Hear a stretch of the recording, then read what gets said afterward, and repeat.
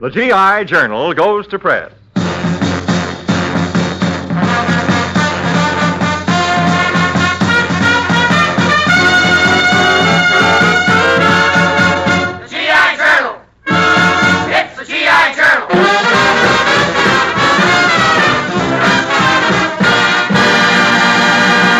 Yes, sir, it's the GI Journal again, your radio newspaper of the AEF, the paper that prints all the jokes and poems sent in by you men overseas. Men, it's long been standard order of procedure for a great singer to have range, diction, volume, and style. Today, it's my rare privilege to present a singer who really went out of channels on all those directives. Your editor-in-chief for this edition, Bing Crosby. Hi, men. Hi, Bing. And thanks. And thanks, Harry Mitchell, for that brief orientation lecture on the SOP. Men, this is your 5-star final, and standing by your 5-star reporters. There's lovely Phyllis Brooks reading your letters to the editor, Ransom Sherman in charge of the poems, Mel Blanc, the one-man crowd, old sad sack.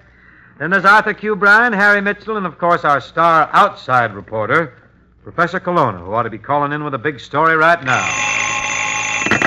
Hello? Hello, Chief. This is Colonna. I'm overseas with the Corps. Good for you. Shh, quiet. A beautiful blonde is walking past us. Hey, what kind of a corps do you call that? Signal Corps. Taking a peep at the weather forecast in the old G.I.J., we find it reads great day. This should prove happy tidings for Lieutenant Merwin Hunt and his whole fortress crew, who hit us with a request for the same. John Scott, if you please. When you're down and out, lift up your head and shout, there's gonna be a great day.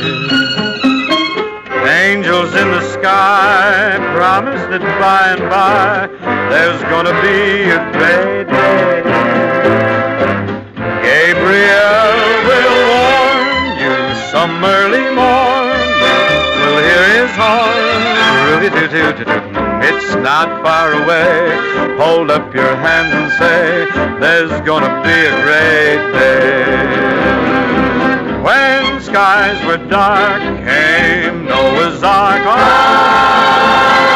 Amen. When lions roared, came Daniel's Lord. Amen. Lord, help those who pray. Judgment Day. If you believe, he will receive you. Amen. When you're down and out, lift up your head and shout, there's gonna be a great day. Angels in the sky promise that by and by, there's gonna be a great day. Gabriel will warn you some early morn, you'll hear his horn. It's not far away. Hold up your hands and say, there's gonna be a great day. Hold them presses, hold the presses. Some very fine poems just came in for our Muses from the Muses. Well, clever indeed, Editor Ransom Sherman. Lay 'em right in jar. I will, Bing Crosby. The first one is from Private Jack Ruffin. I wish I was a little egg away up in a tree. I wish I was a little egg as rotten as could be. And when a KP pusher would start to yell at me, I'd throw my rotten little self and splash all over he. Now, let's get down to some of the lighter stuff, eh? You mean the yolk? Yeah. Well, Leon Petrunik aboard a destroyer sent it. Wee Willie Winky ran through the town, upstairs, downstairs, in his nightgown. Air raid warden, probably. Leave us hope so. More? From Sergeant Bud Solon, overseas. Two sweethearts walk down a quiet street. She trips. He whispers softly, careful, sweet. Now married. They walk the self-same street. She trips again. He growls, pick up your clumsy feet. Well, don't look at me. Next. Sure will. From Corporal Phil Florence. There was a young private of Natchez whose ODs were always in patches. When comment arose on the state of his clothes, he drawled, when I itches, I scratches. Well, that's a powerful piece, Corporal. Look, men, as we just have demonstrated, if you'll send us a poem, we'll print it up for you. Address your poems to GI Journal, Armed Forces Radio, Los Angeles, USA. Hello, Hope. You're a little off the beam, Kelowna. This isn't Hope. It's not. No, but it's someone who appears with him in pictures. Someone you like better than Hope. Oh. Didn't recognize your voice, Dorothy. Kelowna, this isn't Lamore, and it isn't old Noodle Snoodle either. This is Crosby, and I sent you out for a story about our big guns. Well, Chief, I am overseas with an artillery unit, and these big guns are really amazing. They've got one big gun that's so big, 2 people can fit right in the barrel. Oh, Kelowna, that's ridiculous. It's impossible for 2 people to fit inside a gun barrel. It is? Yes. Shall we get out, honey? Come here. Come, Kelowna. What have you got to report about those big guns? Oh, I don't have to bother making a report on these big guns, Chief. Why not? They make a loud report themselves. Loud report themselves, see? Drop the net. Hope gave me that joke. He's trying to louse you up.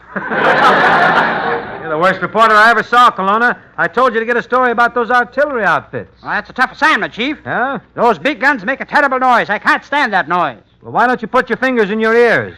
Well, I tried that yesterday. What happened? Fingertips touched.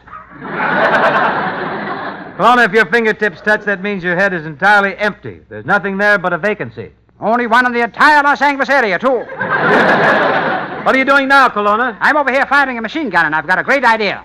Instead of suspenders, I wear the ammunition belt around me. Instead of suspenders, you wear the ammunition belt. Why is that such a good idea? In case you forget to reload, your pants fall down.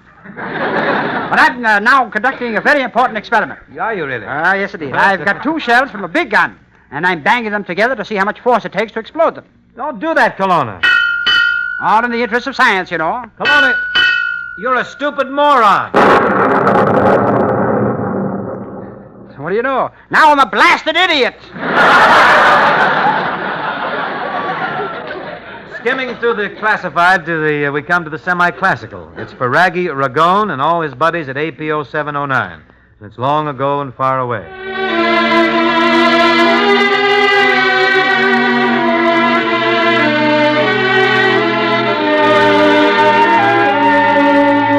Long ago and far away, I dreamed a dream one day, and now that dream is here beside me.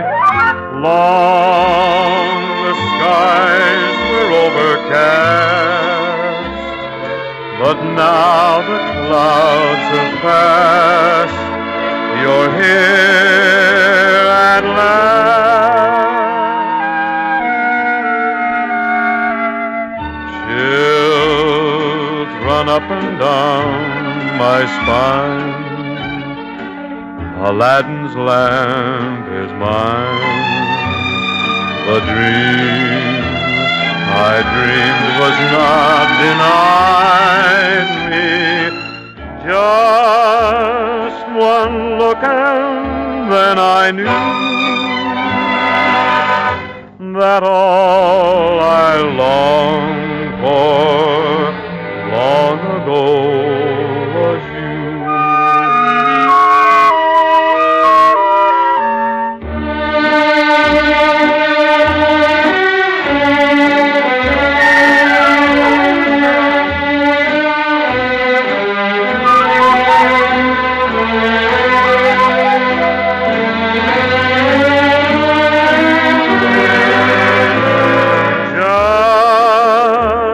One look and then I knew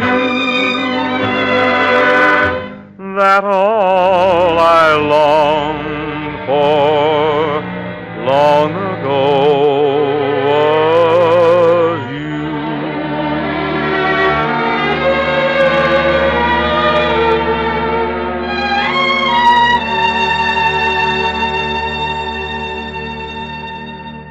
We turn now to the letters to the editor. And reading your letters is another in our parade of pin-up girls, one of Hollywood's loveliest leading ladies, Miss Phyllis Brooks.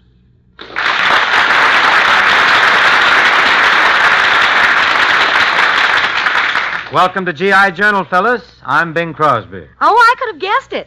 You're too stout to be Sinatra. As a matter of fact, Phyllis, Frankie isn't so thin anymore. That lad is getting fatter and fatter. Oh, he's really putting on those pounds, huh? Oh, yes, they're going to wait a little longer now, and as soon as he's visible, they're going to put him in pictures. Why, Bing, he's already made a couple of pictures. Well, I know, but Phyllis, I just can't throw the joke out. It's right in here. What I really want to talk to you about is the trip you just made overseas. Well, it was a wonderful experience, Bing.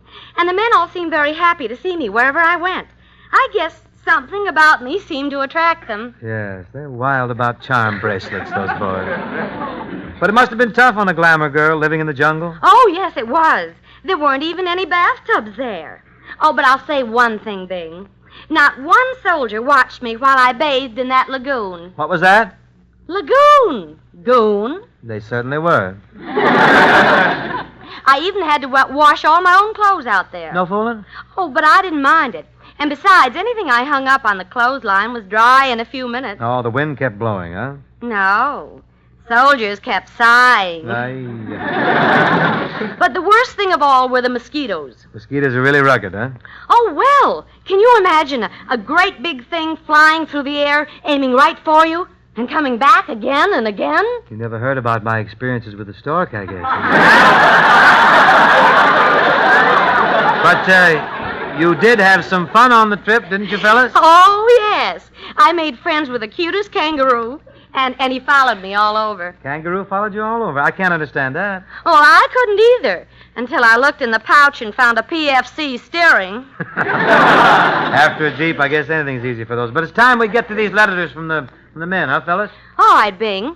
Our first letter is from Corporal Steve Even, overseas. Even Steven. Right. It's another limerick. And how about reading it, Bing? All right. As a mechanic, Snafu was a plumber. He was really a horrible gink. He used his head for a hat rack instead of ever to think. He snafu'd his daily inspection. He won't be going to town. He skipped the check on pressure, and the tires on his Jeep let him down. They'll do it every time, too. Our next letter is from Captain Jerry Solomon, overseas.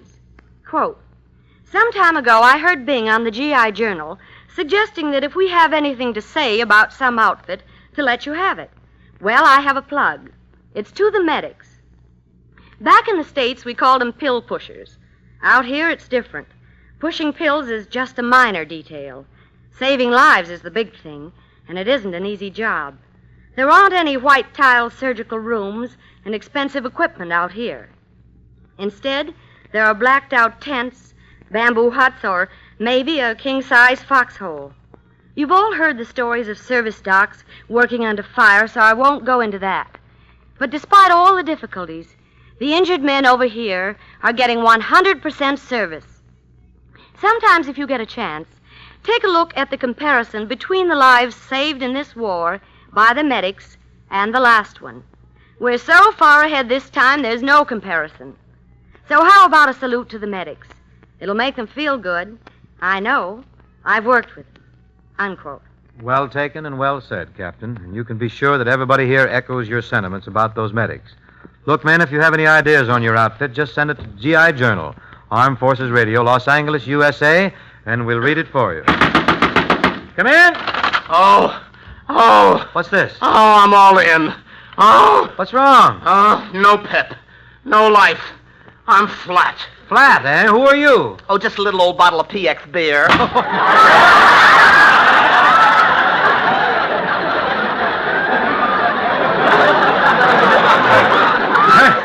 Turning to our vocal pinup of the week, we find one of your favorite chickadees in the chant department, Anita Ellis. For Rufus Q and the Ancient Agers at APO 980, Anita reminisces through I'll Remember April.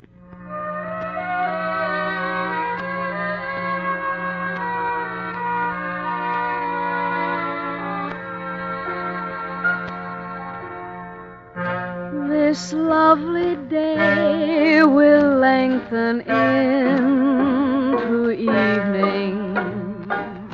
We'll sigh goodbye to all we've ever had.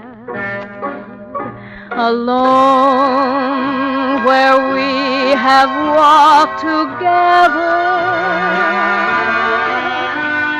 I'll remember April and be glad.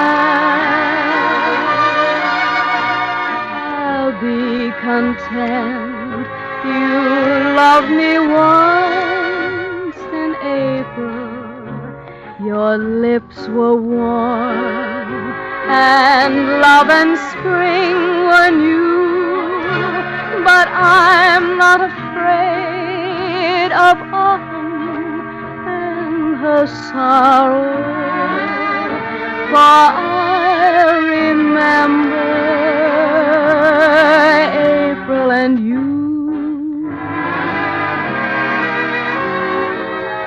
The fire will dwindle into glowing ashes, for flames and love live such a little while. I won't forget, but I won't be lonely. I remember April, and I'll smile.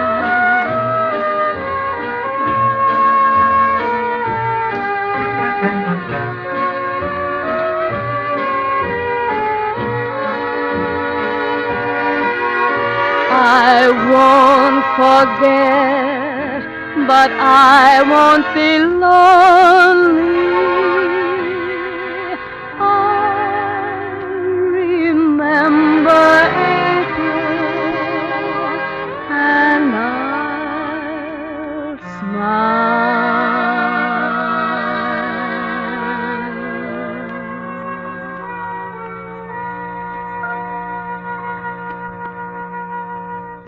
Glancing across the pages of G.I. Journal, we see a heading, Advice to the Love Learner. And that means, of course... Me. Poor widow fragile me. Fragile. This boy was weaned on compressed air, I think. Well, now that you're here, what's the problem? It's a letter from Corporal Denver Townsend overseas. Says he has a great problem. He falls in love with every girl he sees. With every girl he sees? Yep. Since February, he's become madly infatuated with 19,743 girls. 19,743 girls. What's this wolf's problem? Says his howl is wearing out. Ought to put this guy on KP. That'll keep his mind off women. Oh, no, they tried that. But sooner or later, along comes a potato shaped like a torso, and he's off again. I had the same trouble myself once. You? Yep. I met a girl with 5 sisters, each one a lollipalooza. At the end of the evening, I was a nervous wreck. Did you kiss them all goodnight? Yep. I wind them up in a row with their puckers puckered. Then I ran up and down the line, making like a goldfish. That was before you met Rosie Love, of course. Oh, yes. I met Rosie Love at the circus. It was in the Tunnel of Love. Oh, never forget it. She was sitting in the boat ahead of mine, and I whammed her right smack in the stern. Certainly romantic, meeting your wife in a rowboat. Yep. In 20 years, I've seen her go from flat bottom to landing barge. Now, with the help of the music maids and the charioteers, we ink up the rollers for Sergeant Al Glick at APO 647, and we all go swinging on a star.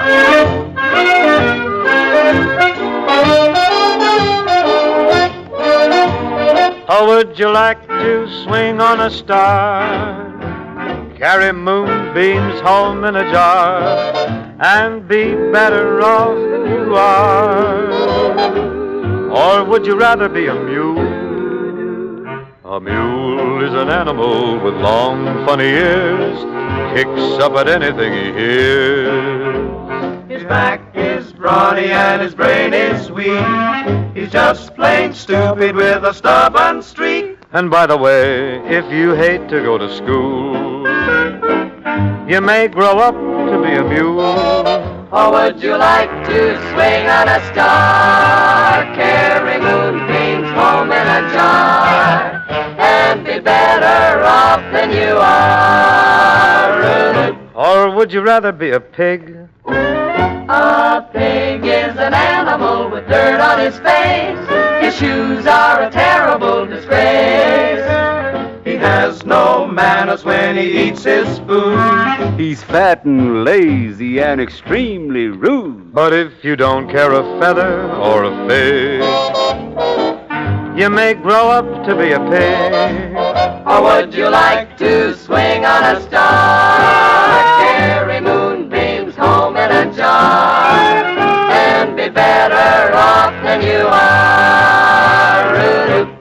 would you rather be a fish?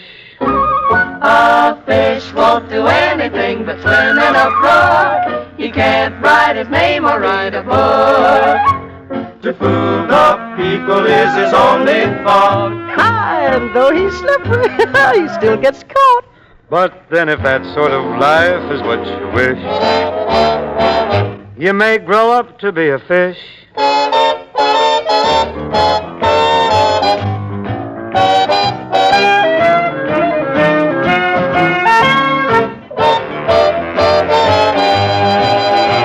A new kind of jumped up slippery fish, and all the monkeys are in the zoo.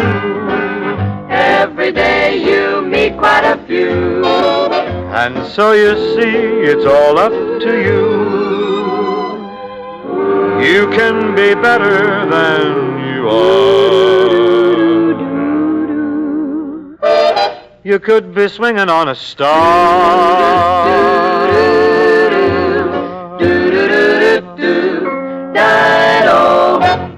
Around this time each week, we see a fine figure of a man approaching. That's here I would have been here quicker, but I was delay.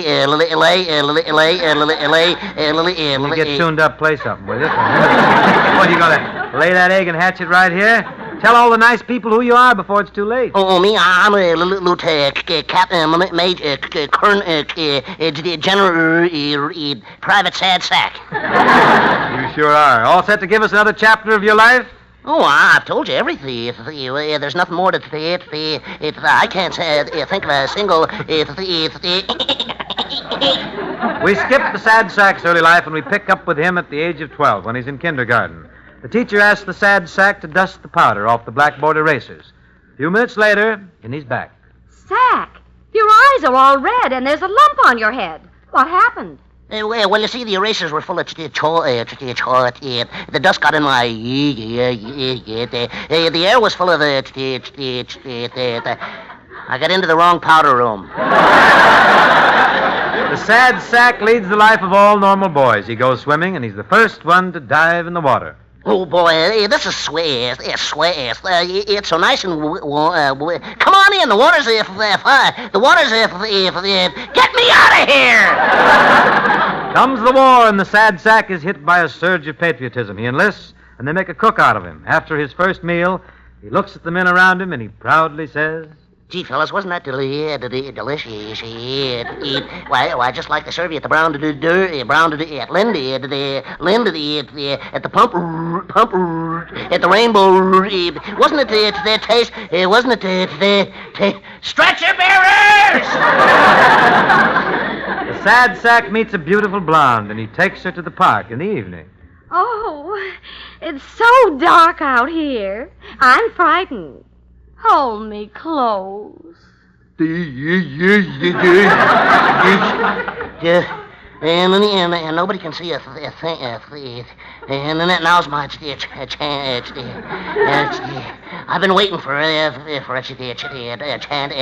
And now I can try out my new searchlight. The sad sack is shipped overseas, and he's sent out with a walkie-talkie to scout. He spots the enemy.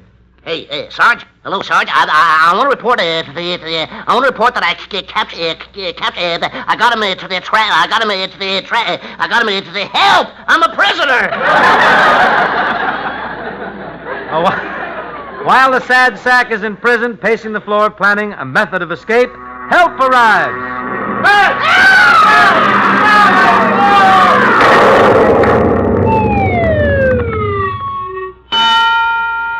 Hooray for the Army Air Hooray for the Army! 3 cheers for the cavalry! Hurrah for the infantry! Thanks, Superman! Oh, Bing. Step right into the office, Phyllis. What is it? Well, there's a letter here from Gar Garfield, care of Fleet Post Office, who's heard the community sings on GI Journal. And Gar would like to have us do The Sweetheart of Sigma Chi, kind of specially for his wife, Margie. Right up, Gar. I'll go over it once for you to brush up on the words, and then the second time around, all of you folks sort of latch on, huh? The girl of my dreams is the sweetest girl of all the girls I know. Each fair co-ed like a rainbow trail fades in the afterglow. Oh, the blue of her eyes and the gold of her hair are a blend of the western sky, and the moonlight beams on the girl of my dreams. She's the sweetheart of Sigma Chi.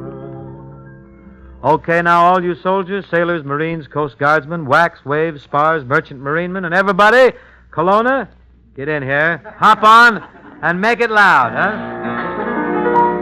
The girl I meet is the sweetest girl of all the girls I know. Each fair co-ed like a rainbow trail, grand Jenny, fades in the afterglow.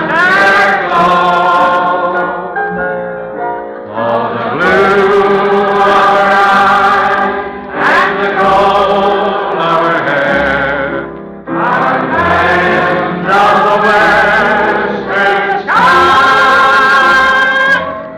and the moonlight beams on the girl of my dreams. She's the sweetheart of Sigma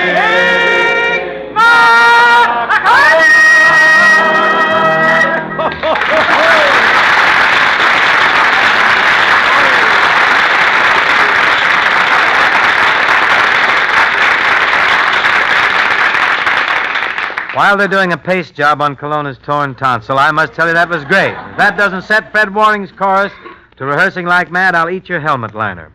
But we'll have to cut out now, but before I go, remember what G.I. Joe says. Don't forget, soldier, your appearance is one of the ways by which people judge the United States. Take care of your clothes. Look who's talking. Take care. I'll be seeing you, though. This is Bing Crosby saying so long.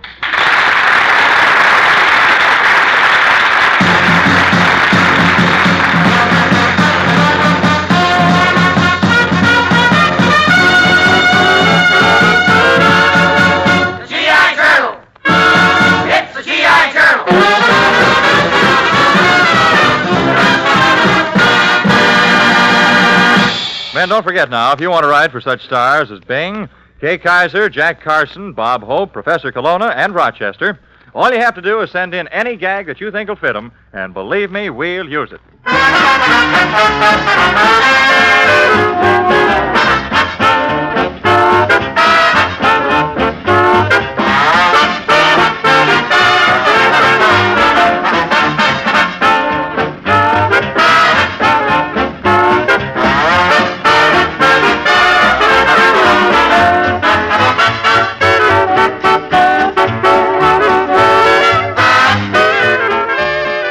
This is the Armed Forces Radio Service.